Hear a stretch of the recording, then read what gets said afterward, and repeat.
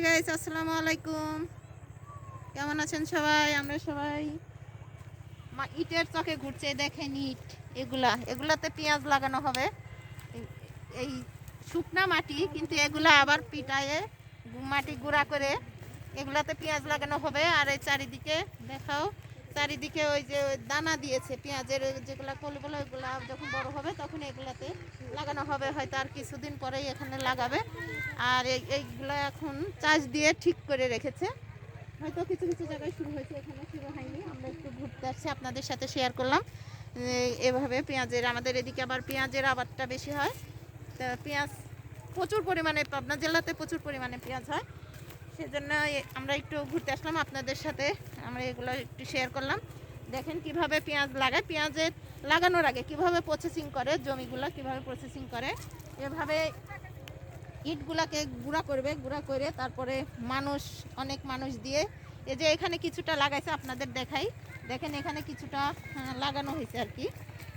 এখানে এখানে দেখেন ছোট ছোট এই যে পেঁয়াজের এই যে কলি, এগুলো লাগানো হয়েছে। এই দেখেন এগুলো লাগানো হয়েছে, শুকনো মাটি অল্প একটু জায়গায় এখানে লাগানো হয়েছে। আর ওই দেখেন সামনের জমিটাতেও দেখছি, সামনের জমিটাতেও দেখেন অনেক লাগানো হয়েছে আর কি। আর এই বাকি যেগুলো আছে, এই সামনে যে জমিগুলো আছে, এগুলাতে এখনো লাগানো হয়নি। আর ওই যে খ্যারের নাড়া বলে আর কি, ধান পেকেছে, ধান কেটে সেই ধানগুলো নিয়েছে, কিন্তু এখনো মাঠগুলো পরিষ্কার হয়নি। নাড়াগুলো এই যে অনেকে জ্বালানির জন্য নিয়ে যাচ্ছে, বা এই যে এই সময় আমাদের এদিকে আবার খেজুর গাছ, শীতে ধরেন যে খেজুরের রসটা জাল দেওয়ার জন্য এই নাড়াটা ব্যবহার করা হয়। এটা দিয়ে বেশি গুড় তৈরি করা হয়। আর এখনো অনেক জমি বাকি আছে, এগুলো এখনো প্রসেসিং হয়নি। আর বাকিগুলো দেখেন কিছুটা লাগানো হয়েছে। আর ওই দূরে দেখা যাচ্ছে, দেখা এদিকে দেখাও যে ওই যে দূরে ওইদিকে হচ্ছে পেঁয়াজের দানাগুলো দেওয়া হয়েছে, ওইগুলো আবার তুলে এইসব জমিতে লাগানো হবে। আর সেই সময়টা আপনাদের সাথে শেয়ার করতে পারবো না, তবে কিভাবে লাগানো হয় সেটা আপনাদেরকে একটু দেখালাম।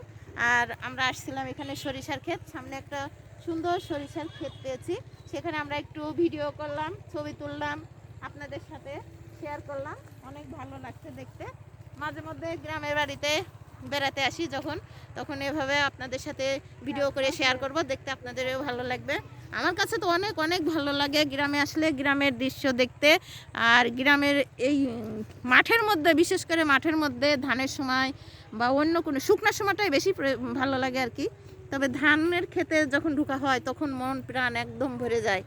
যে সোনালি ফসল দেখলে কান্না ভালো লাগে ভাই। দেখেন অনেক সুন্দর, আমার তো মনে হচ্ছে না সন্ধ্যা লেগে গেছে, সূর্য সন্ধ্যা লগ্নে দেখেন সূর্য ডুবে গেছে। তবুও ঘরে ফিরতে ইচ্ছা করছে না, যে আর কখনো এরকম সুযোগ হবে না, এরকম সময় হয়তো করতে পারবো না।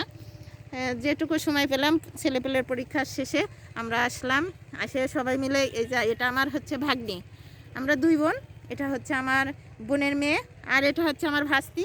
দেখেন আমরা সবাই মিলে, আমি কিন্তু ওদের থেকে অনেক অনেক গুণ বড়, আমি হচ্ছে ওদের বড় ফুপু। তো হ্যাঁ, তবুও আমি ছেলেপেলেদের সাথে বেশি মিশি।